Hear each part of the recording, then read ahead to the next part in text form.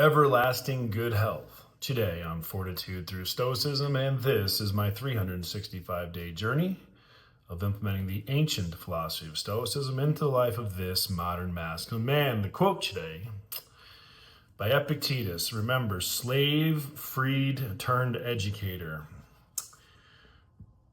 I tell you, you only have to learn to live like the healthy person does. Living with complete confidence. What confidence? The only one worth holding in what is trustworthy, unhindered, and can't be taken away. Your own reason and choice, of course. As the Stoics would say repeatedly, according to Ryan Holiday of the Daily Stoic, it is dangerous to have faith in what you do not control. So, quick recap. What can we control? Virtually nothing, right? Virtually everything is outside of our control, even our health. Why? Well, coming back from Thailand, I caught a nasty couple of things, and man, I was on my ass for a whole month. Pinnacle of health, boom, flat on my ass. There's other people dropped dead of a heart attack, mid-40s.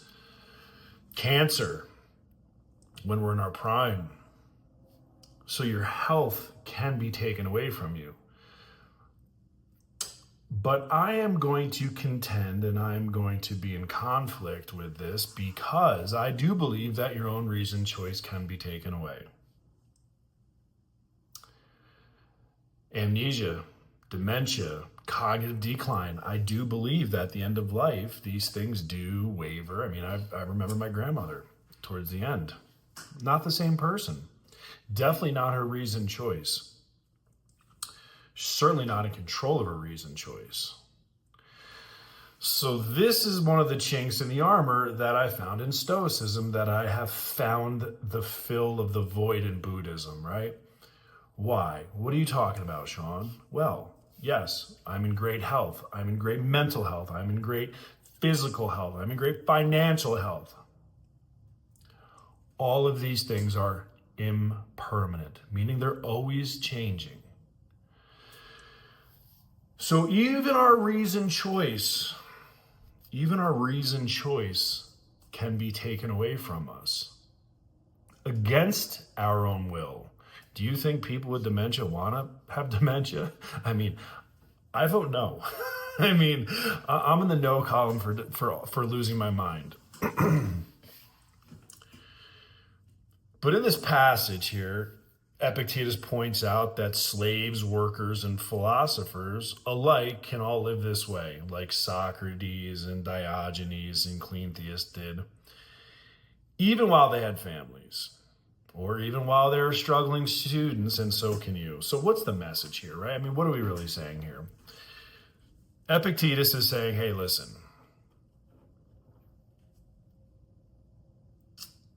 you have to learn like the healthy person does, meaning have complete confidence in your reason choice. That's the only thing that you have. And yet we're talking about morality here in this month, and we all know that these things are impermanent. They're not permanent. Your reason choice is not forever. We have an expiration date, some of us sooner than others. So I am going to shift though, right? Because just because things are not in our control, it doesn't mean that we can't influence. So what do I mean by that? Let's talk about health.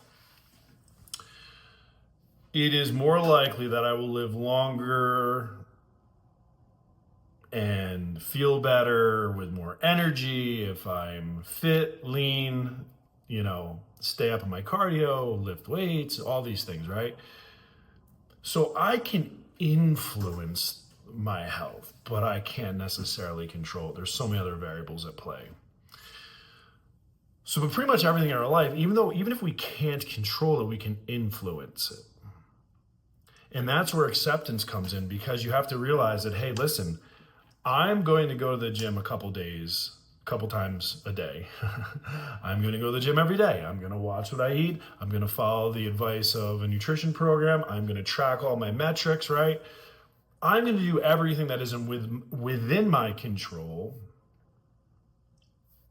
And then the bonus, the cherry on the whipped cream is I'm going to have the mental discipline to accept the outcome, right? So how do we then, if we're talking about our body, how do we protect our reasoned choice? This is valid, right? Because again, humans are easily influenced. And I will contend that as a younger man, I believe certain things that I do not believe now. People evolve, people change. So does our reasoned choice. Reasoned choice. So how do we protect it from negative influence?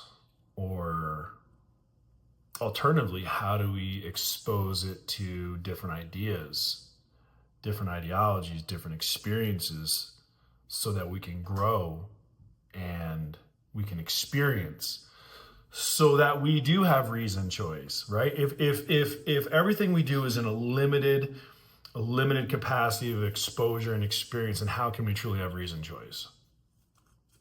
That's my question. I'm gonna ask everyone right now. If we live in that bubble, right, and we don't have the experience and the observation, then how can we truly have solid reasoned choice? And I think that this is another one of the conflicts I'm finding in Stoicism, because we're making the assumption that all people can have the ability to make quality decisions based on certain principles. And we can also realize that, yes, people are emotional creatures. So while it is easy to say, hey, logos, use logic and focus on reality,